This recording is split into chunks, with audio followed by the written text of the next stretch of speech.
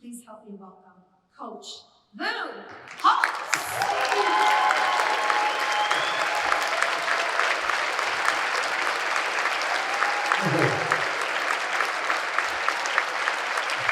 Thank you. Hey, you have no idea how nervous I got when you stood up. I thought you were getting up to leave. So, I'm delighted to be here. Appreciate that wonderful introduction. Most memorable introduction I ever had. I was named Ohio Valley Man of the Year. My good friend Neville Stockdale showed up to introduce me. I'll never forget. He said, only in America can it happen. A guy born into poverty with hard work and dedication rose to become one of the most respected people in the United States. An individual is loved by thousands. He said, I could go on and on about me, but I'm here to introduce Lou Holtz. So after that, everything else was easy. But congratulations on the success you've had. And then told you a little bit about me. Let me tell you what I know about you. I know I'm talking to a group of people who've been very successful, a group of people that recruit very hard. A group of people that make a difference in people's lives. You have single mothers, you have divorcees looking to change their life. And as a football coach, I moved all the time. And it was easy for me to move. The minute I got there, they put my name on the desk and everybody's coming, what can we do to help you, coach? My poor wife had to sell home, had to buy a home, had to find doctors at schools, be a psychiatrist to the children who were leaving their friends. It was a traumatic experience for her. And I really appreciate the effort that you all put forth to make it as smooth and transition as humanly possible. And I also realize you make a difference in people's lives. So I really thank you for that.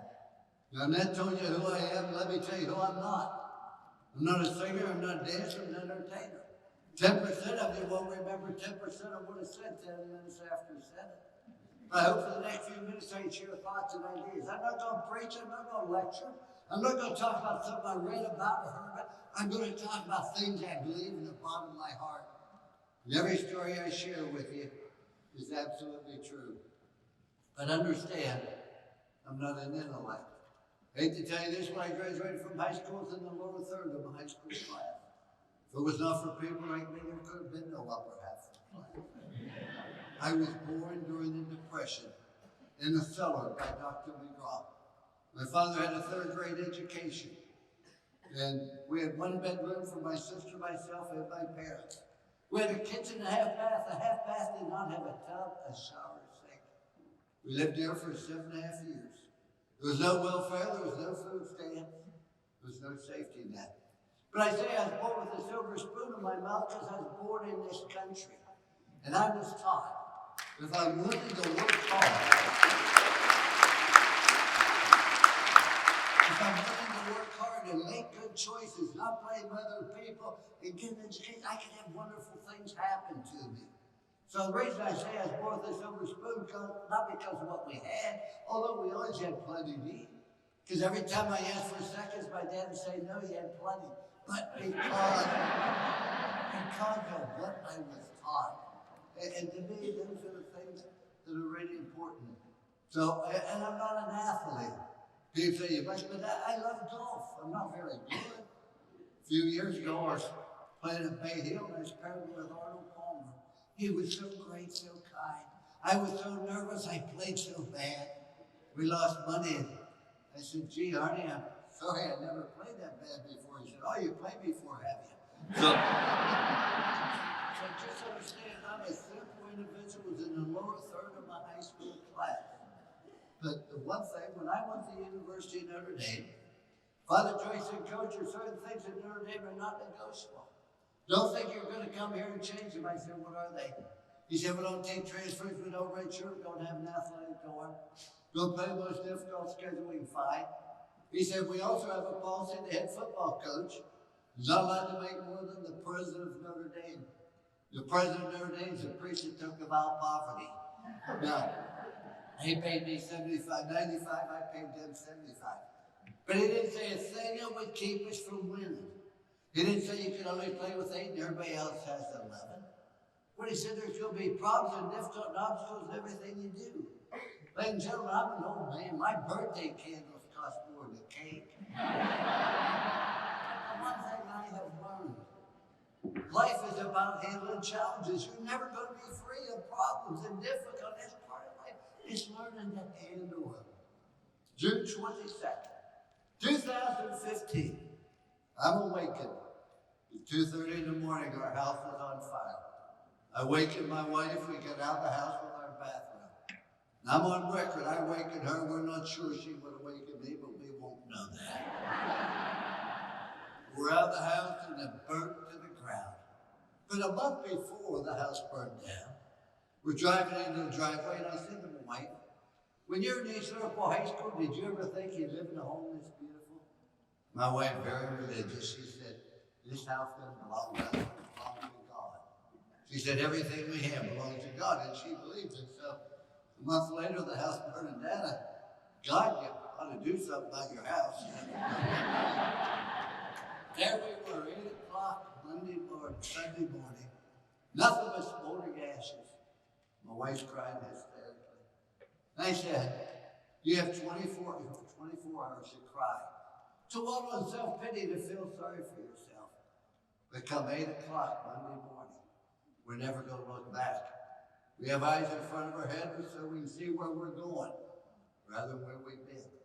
We're never going to look back. We're going to build it bigger and better. And I gave her an unlimited budget, and she exceeded it. We're going to have problems, difficult. When I have problems, I say, okay, Lou Holtz, you got 24 hours to worry about it, think, and then move on. But handling challenges and difficulties is all part of life. Now I'm going to make 4 assumptions to the people in this audience. I'm going to assume you want to be even more successful professionally. I'm going to assume you want to have a good personal life. I'm going to assume you want to feel needed. I'm going to assume you want to feel secure about your future. Ladies and gentlemen, I want to give you a simple philosophy that enables you to do all 4 of those things. You speaking of 4 things, you need 4 things in your life. If you don't have 4 things in your life, you're going to have a tremendous void. Everybody needs something to do, something you're passionate about. Everybody needs someone to love. Everybody needs someone to believe in. But everybody needs something to hope for. And having hope is critical. Don't make the mistake I made. I did a lot of dumb things. Went to the University of Notre Dame. We took a program on the bottom. We took it to the very top. For 9 straight years. We went to a January 1 bowl, the sugar, the cup, the orange, and the fiesta. Nobody's done it before. Nobody's done it since. We come to on top, and we made that the thing I regret. There's a road life. You're either growing or you're dying. The tree's growing or it's dying, so's grass, so's a marriage, so's a business, so's a person. Doesn't have a thing to do with age. Has everything to do, am I trying to accomplish something? And the more successful you are, you just want to maintain. We finished 2nd in the country at Notre Dame. Everybody called me an idiot. An idiot finished 2nd. Guy finishes last in medical school, they call him doctor. That doesn't seem fair. So you get say, let's not change that, let's not rest. Let's maintain. Goals are the thing that motivates you. Goals are the things that you hope for. Growing up, I never had any goals. In the 1st grade, and none, Sister Mary Baptist, what do you want to be? I want to be a doctor, a lawyer, a policeman. I want to be a garbage collector. She said, that's weird. I said, but they only work on Tuesdays. What really changed my life was a guy who wrote a book titled The Magic of Think and Big by David Schwartz. And I'm unemployed, I get that book and I talked about goals. I never had any.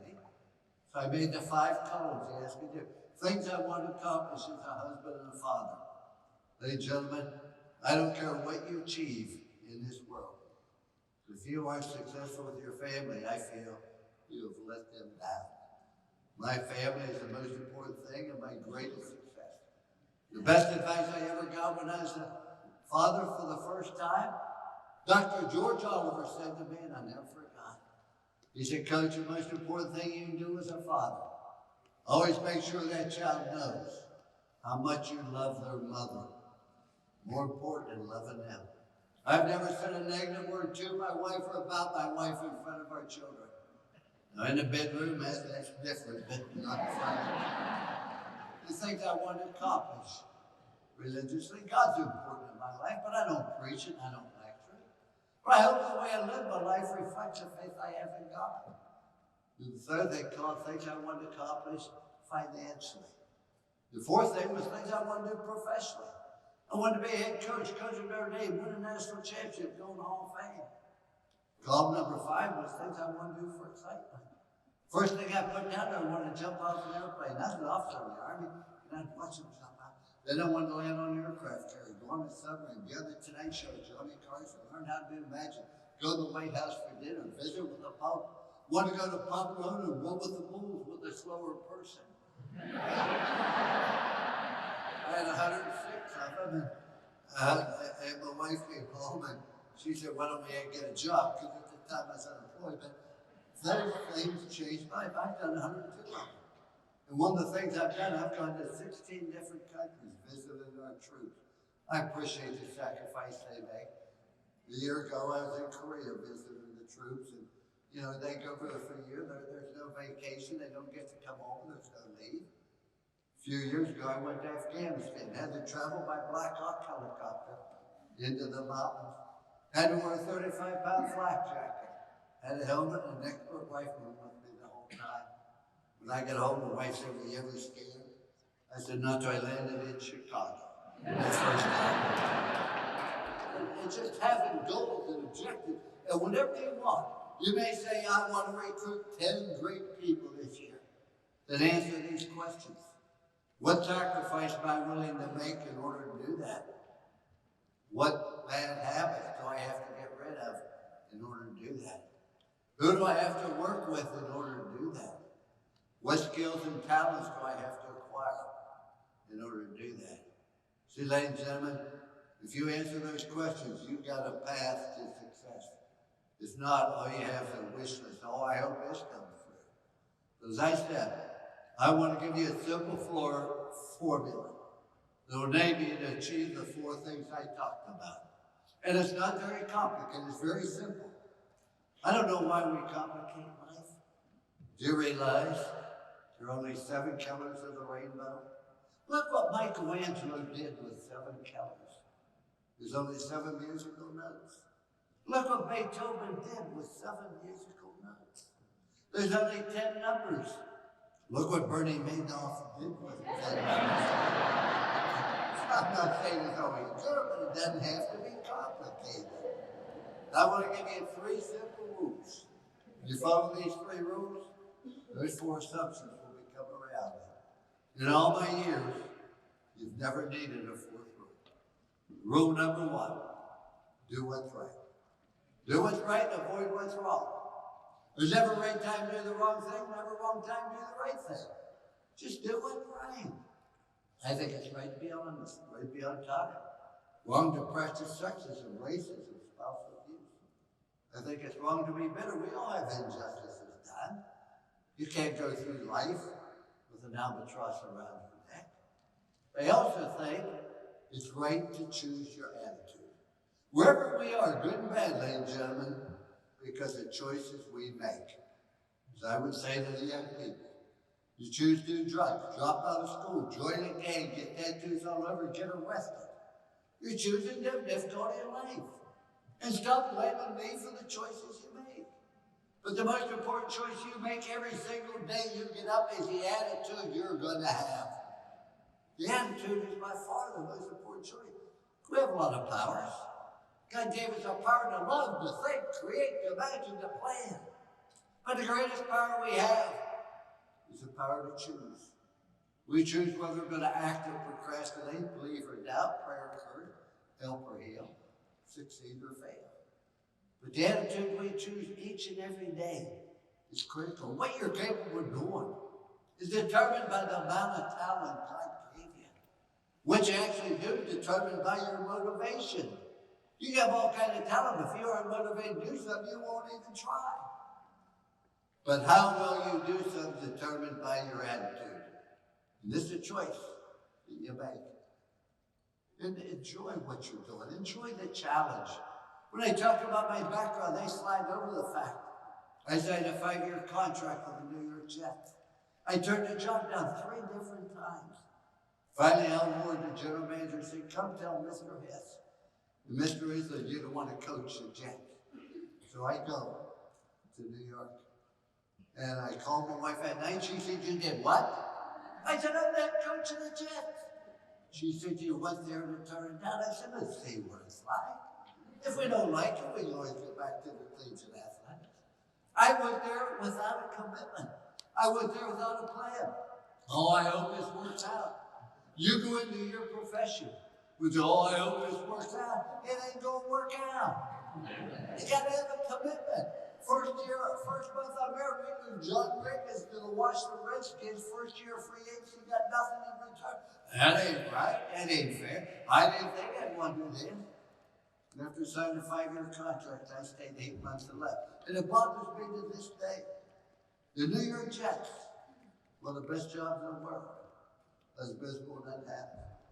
On the other hand, a few years ago, a guy named Harvey McKay talked me into going to Minnesota. They lost 17 straight games. The average score was 47-13. He talked me into taking the job. He said, there's talent here. Nebraska only beat us by 10 last year. That impressed me. I didn't know he meant 10 touchdowns. I go to Minnesota, and it was a wonderful experience.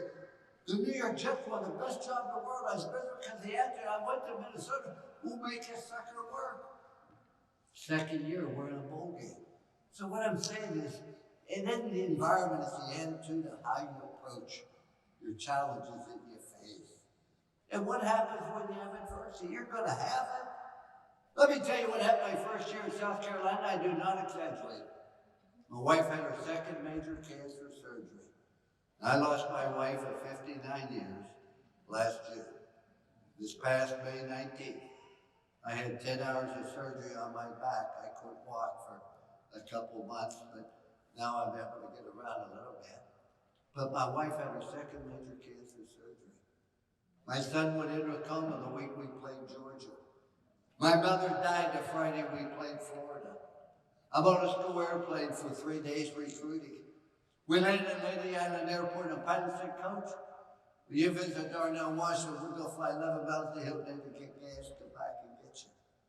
During the 11-mile flight, the school plane crashed. One pilot was killed instantly, the other seriously injured, who later died.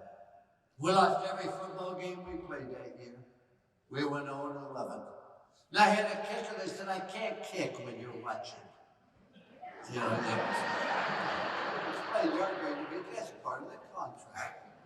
Now, we're 0-11 that year, but records could be deceiving. We really weren't as good as our record would lead you to believe it. Everybody bitching about it's too old. The game passed by, you can't win in South Carolina. I'm on an airport. They got me in an airport that first year. Guy came up and said, anybody tell you look like Holtz? I said, happens all the time. He said, really makes you mad, doesn't it? You lay down, you got 2 choices.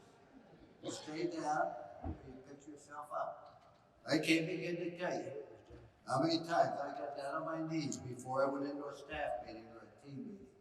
But there's no doubt in my mind that we were going to succeed. We were going to persist until we succeed. Quitting is a permanent solution to a temporary problem.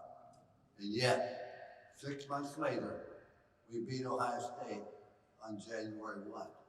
You're going to get knocked down. You're going to have adversity. But as Father Hesburgh said to me when he hired me at Notre Dame, he said, Coach, I can name you the head coach at Notre Dame. I cannot name you the leader of the Notre Dame football team.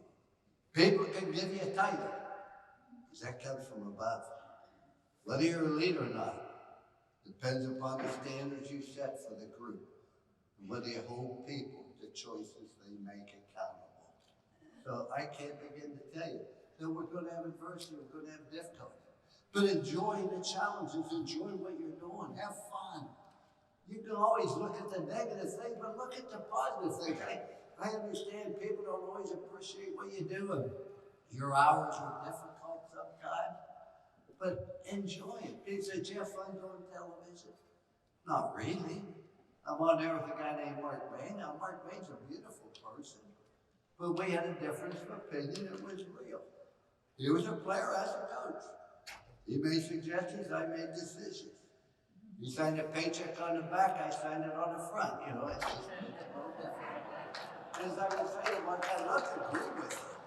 But if I did, we'd both be wrong, and that's not good. And I'm up in Bristol, Connecticut, in November. It's cold. I don't want to be there. And I'd go in the studio, I wouldn't be in a good mood, but when they turned the red light on, I was going to have fun. I'm going to have fun. If you have fun doing something, people have fun wanting to be around you. If it is a struggle for you to meet people, then you're going to have problems. Having fun with what you do. And that doesn't mean you don't do dumb things. I got on there one time, called it University of Auburn. Next week, I go on TV and apologize. Said I called it University of Auburn. Many of you wrote me to tell me it's Auburn University. I appreciate it. I'm a quick learner. I won't make the mistake anymore. You don't have to write me anymore. I got the message. Then turned to Reese Davis. Said, Reese, I had no idea that many people from Auburn could write. Oh, you will talk about that. I only lied one time on TV. Mark May said something about my golf game. I said, I want you to know, I'm the best golfer at Lake Nona. Now, we had 18 touring pros at the time. I'm not a good golfer. I went back to the club the next day, and everybody thought, you lied, you're a lousy golfer. How could you say that? I said, let me tell you something. 300 members know I lied. 300 million people think I'm a hell of a golfer. The last point I want to make, I can talk forever about the importance of choosing the right attitude and doing the right thing. Is a few years ago, we're taking Notre Dame to play Florida in the Sugar Bowl. And I always want our team to be with their family on Christmas Eve. I took my wife and my 4 children, we came to Orlando. I have 4 children, they're all girls but 2, and I'm real proud of that fact. And we go out to dinner, I'm in a great mood. The waiter came up and he said, you're new Holtz head coach of Notre Dame, aren't you? I said, yes, sir. I took out my pen thinking, well, an autograph. And he said, Coach, let me ask you a question. What's the difference between Notre Dame and Cheerios? I said, I don't have a clue. He said, Cheerios belong in a bowl, Notre Dame doesn't. Ha, ha, ha. Well, I'm in the state of Florida. We're going to play in the Sugar Bowl. I get mad. That upset me. Finally, my wife said to me, you're going to let somebody you never met before, you're never going to see again. You're going to let them ruin an evening with your family because something stupid you said? You can't let other people ruin your attitude, particularly people who don't care about you.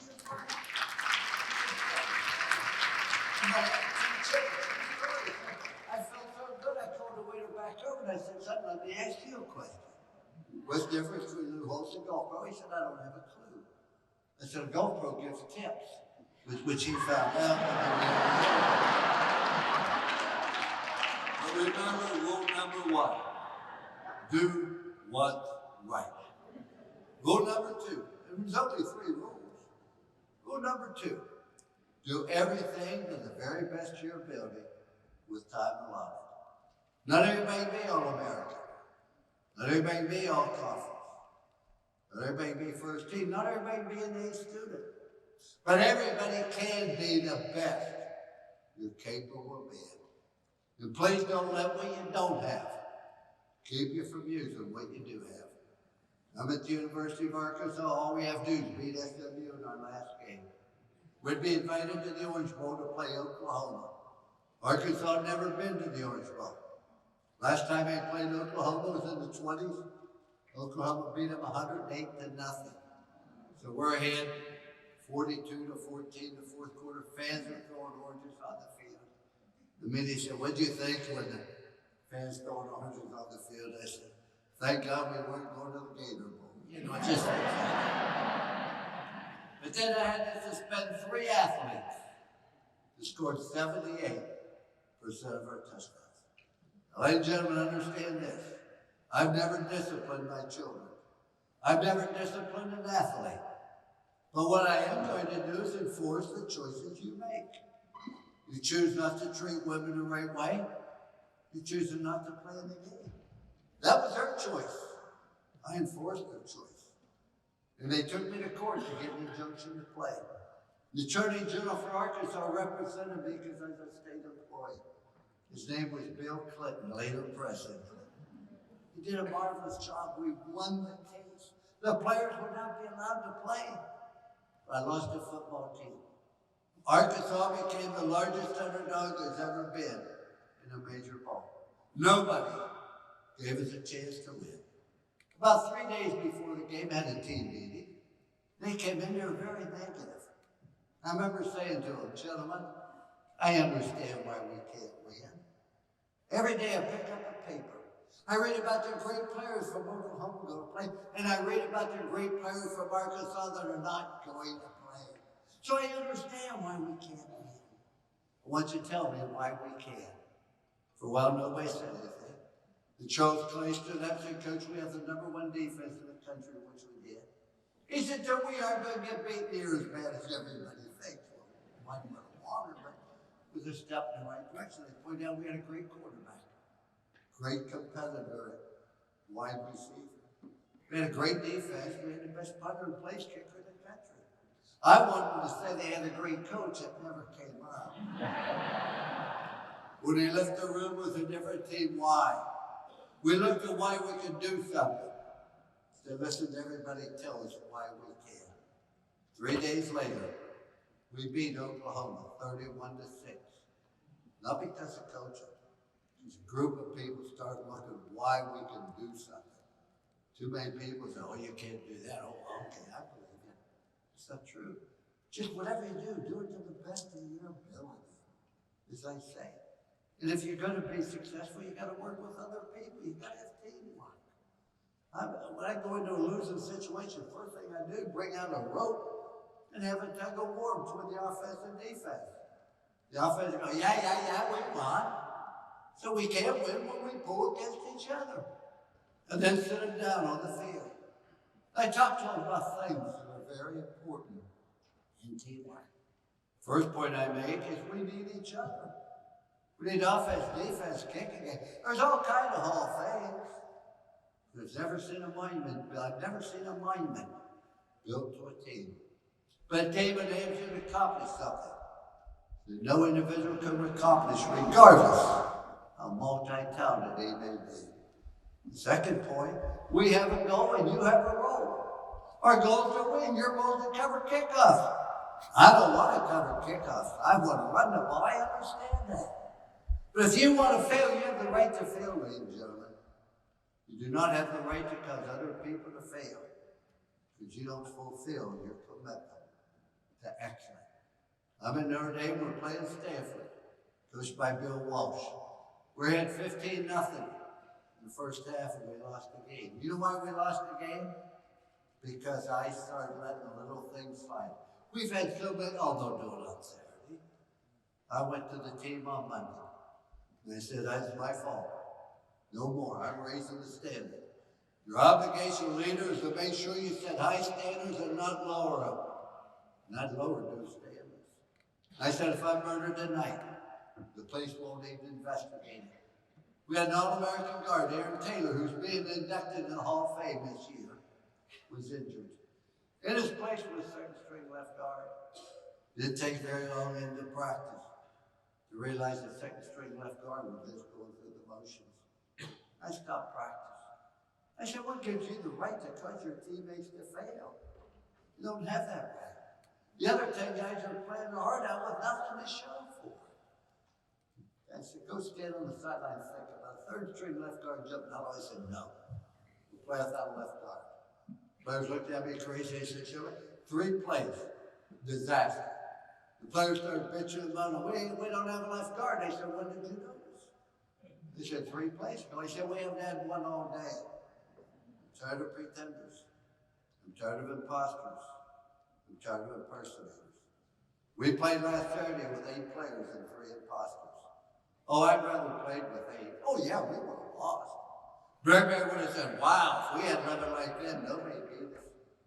We never lost again for our next 17 straight games. It's got to be a commitment to excellence. The obligation you have to other people. Third thing is the challenge escalates. The need for teamwork must elevate. I know the box companies, everybody else could be, but it doesn't bother you. Competition's got to be you. The greater the challenge, the more we have to work together. In 1 year at Notre Dame, we played the following schedule: Michigan, Penn State, Miami, Florida, Texas, Tennessee, Alabama, Southern Cal, and Stanford. Somebody said, how do you sleep when you look at that schedule? I said, like a baby. Woke up every 2 hours and cried. I said, oh. But the fourth point I make is embrace change. Make whatever changes you have to make, as long as you understand your mandate. What are you trying to do? You're trying to satisfy the needs of the client and make a profit. I had 2 mandates: graduate and win. Not more complicated than that. All you're trying to do is satisfy clients and make a profit. And if you're going to do that, you have to embrace change. Don't change for the sake of change. You change because you say, we can do this better. I'm one of the few coaches to win the national championship the same year, the award for graduating 100% of our athletes. We moved study hall from the classroom where they felt like they were in jail into the library. There's one way in the library, one way out. Where do the good students go? The library. Where do the girls go? To the library. Where are the computers in the library? Why do we make that change? Because it enabled us to graduate our athletes. Sometimes we had to change our offense in order to win. We don't say, well, let's try this. Whatever changes, you have to say, are they going to satisfy those 2 ingredients? And when you go through change, embrace it. I want everybody here. I want you to picture 2 trains colliding. Get a clear vivid 2 trains colliding. I guarantee you, every one of you says, boy, that's going to be a bad collision. You're looking at it from afar. Now I want you to think about those 2 trains colliding. But now you're on the train. Now you're going to make whatever changes you need to make to avoid a disaster. And that's all it is. What can I do? Just be the very best you can be. And rule number 3, show people you care. I think it was Mark Twain, said the 2 most important days in your life. One's the day you're born. The other is the day you discover why you're born. And we discover we're born basically to help other people. Our attitude changes. But that's what it's all about, is love. If you develop love in an organization, caring for one another, you got an unbeatable combination. But caring about people. My wife, as I said, we were opposite night and day. She used to say opposites attract and then attack. But she cared about people, but she left me a note. She didn't have much of a sense of humor. Said, Lou, I can't please everyone, so I'm going to try to please one person a day. And the days I hear Dean, the bar doesn't look real promising either. But she'd done one interview in her entire life, because it had to do with cancer. And they said to her, Mrs. Holtz, what'd you learn from having cancer? She said, I learned how much my family loved me. We didn't love her anymore. We showed it.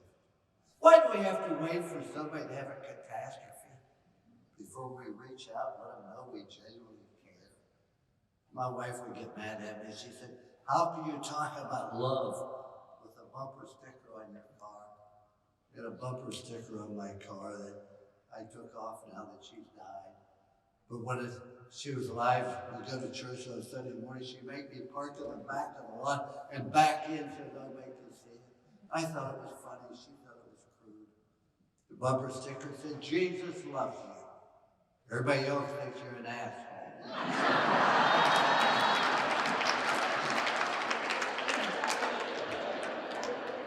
If you build a love, right at Notre Dame, we won the national championship. We go to the White House. We catch a charter plane, we come back from the White House. And that night, Bobby Satterfield died of a congenital heart defect. He's at the White House the afternoon, he's dead at midnight. They called me and told me, I said, I want you to call every player. Tell them I want a team meeting at 7:30 before classes. I wanted to tell them about Bobby Satterfield.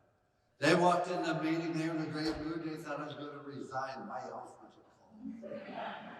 I said, man, last night Bobby Satterfield died of a congenital heart defect. One player passed out. Almost every player in that room cried real tears.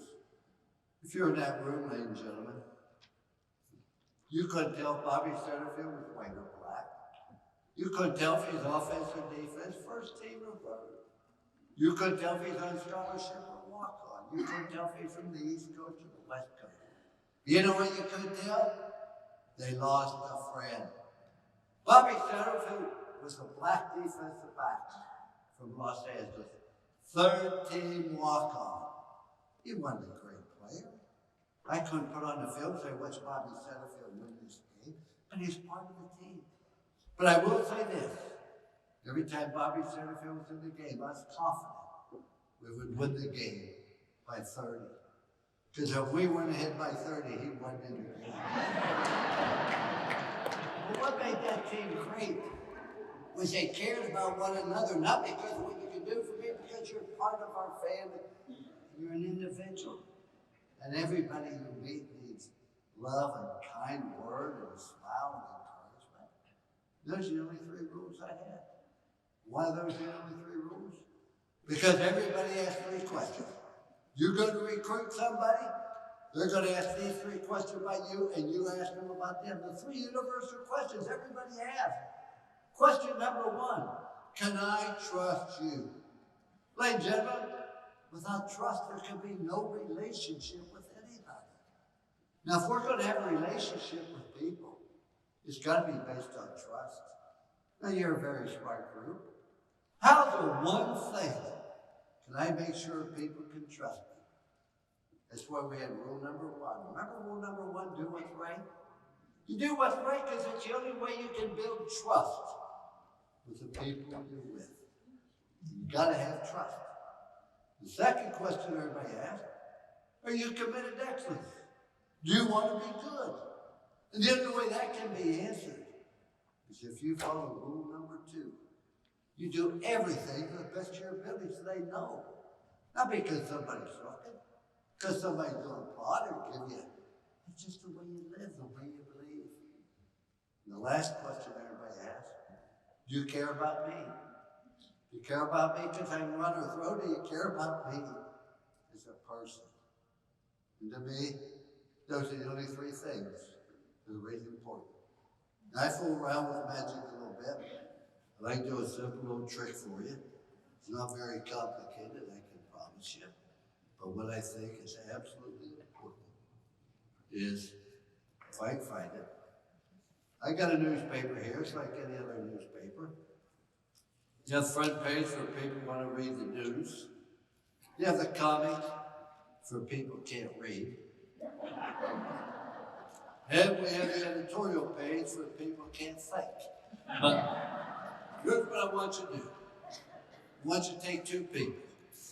I want you to take somebody you love, admire, and respect. Can be anybody in this world.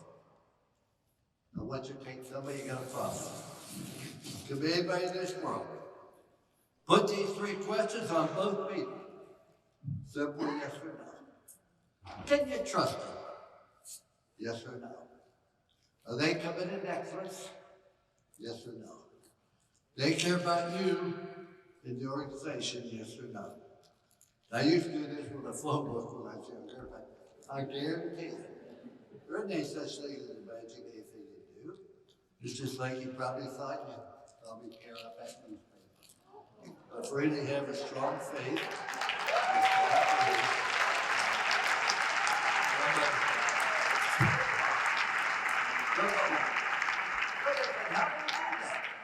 Perfectly, I thought. But anyway, I wake up middle of the night screaming because I can't figure it out either. I guarantee you, the person you admire and respect, you said yes to all 3 questions. First, you got a problem with you, you've been put in a problem. Either you can't trust them, they aren't committed, they don't care. But those three qualities are all you absolutely need. I'm in South Carolina after my first year with my roommate. I found out at 5 o'clock that afternoon, 2 players on our team were arrested that afternoon for selling drugs. Longest losing streak in the country, and now we got drug addicts. I was so mad. Everybody ate dinner at 6 o'clock. I said, I want team meeting at 7. I go to the team meeting, I'm mad. You know why I'm mad? I've been there 17 months and they didn't care enough or trust me to tell me what was going on. That's bad. And I wanted to know why. And the sophomore gets up. I'll never forget. He said, Coach, I trust you. He said, I believe his team trusts you. Looked around the room, said, most of my teammates I can't trust. You lie, you cheat, you steal, you do drugs, you got every day of court. He goes on and on. And Andre Goodman, the junior, gets up and said, I agree with him. I go take a shower, I gotta lock my locker, or you'll pilfer every damn thing I've got. There was no trust. There was no commitment. There was no love. So I had planned, I said to the manager, give him a sheet of paper. I said, you have till tomorrow, at 2 o'clock when class is in summer school, to write down everything that you've ever did to violate the trust, the commitment, and the love. It's going to be confidential. They came at 2 o'clock, I said, follow me. We go out to the practice field. Now, South Carolina had tradition. Every time they won a big game on the road, they put a little tombstone. And the date, the name, the score of the opponent. Wasn't a very big graveyard, there's just a couple. And the tombstone delivered this big blank. We dug a hole, put every one of those papers in, covered up with dirt. We made a commitment to one another. Whatever happened before is over. But from that point on, we're going to have a group of people that we could trust, who's totally committed to excellence and care. 6 months later, we beat Ohio State on January 1 in the bowl game. Following year, we beat Ohio State again on January 1, finished 11th in the country. The point I made, that's all I try to do, is build it. Now, what happens when somebody violates that? Whether it be our children or an athlete. I had those 3 rules for my children, same 3 rules for athletes, same 3 rules for myself. But when they violate it, I'd sit down.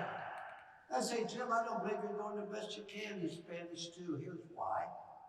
You got an A in Spanish 1, a B in Spanish 2, or a D in Spanish 2. You missed class 3 times, study hall twice, tutor once. I don't believe that's best you can do it. I want to know why. You never attack the performer. You have an obligation to attack the performance. Remember, when people need love and understanding the most, is usually when they deserve it the least. Now, as King Henry VIII said to his 3rd wife, ain't gonna keep you much longer. I ain't gonna keep you much longer. But those 3 rules have been the cornerstone. There's a statue of you at Notre Dame. I guess they need a place for the pigeons to land, I don't know. But if you can go there and look at it, don't look at the statue. Look at the pedestal. There's 3 words on that pedestal. So trust, commitment, and love. I didn't put them there. The players in Notre Dame put them there because that was what we believe. You have to learn how to block and tackle. I believe fundamentals are important.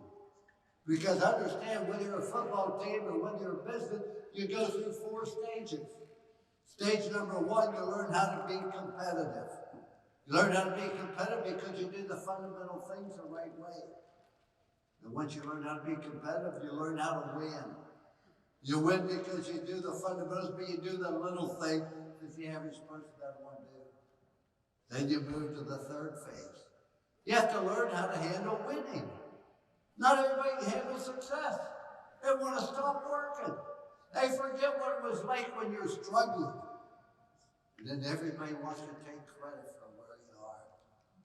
Then you move into the 4th stage, which is the championship stage. The championship stage is when everybody in the organization understands what your culture is about. And they start getting on one another to make sure we honor our culture. When Tom Brady went for the New England Patriots Ian Gronkowski brought that culture to Tampa Bay. Didn't catch on right away. But it's a culture of being able to trust one another, being committed, and genuinely caring about one another.